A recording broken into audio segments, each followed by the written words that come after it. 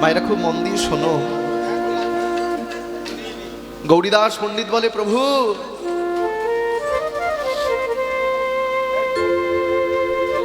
ওরা হচ্ছে অচল ঠাকুর,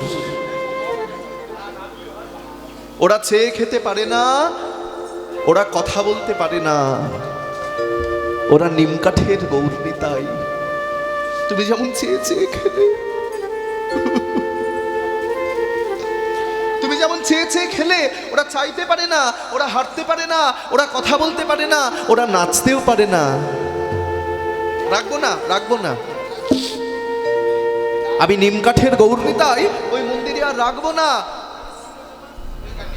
এই বলে গৌরীদাস পণ্ডিত মন্দিরের মধ্যে প্রবেশ করে, এটা কিন্তু বানানো কোনো গল্প নয় বাবা, এটা শাস্ত্রে লেখা আছে।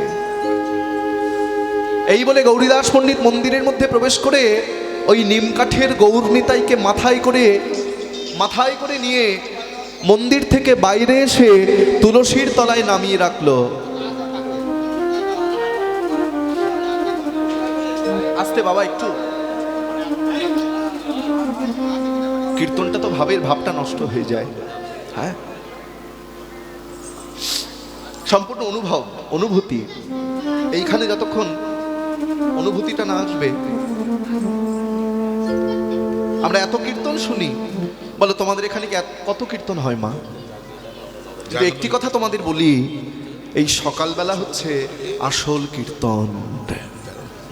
আমরা সন্ধ্যাবেলাতেও কীর্তন শুনি, আমরা বিকালবেলাও কীর্তন শুনি, দুপুরবেলাও শুনি, কিন্তু সকালবেলা তুলবি যদি ছানা মাখন সকাল সকাল তোল, বৃদ্ধ বয়স হলে ভজনে বাধায় গণ্ডগোল। শিশুকালে হরিভজে পাইবার আসে, যৌবনকালে হরিভজে আসে কিনা আসে, আর বৃদ্ধকালে হরিভজে জমের তর আসে।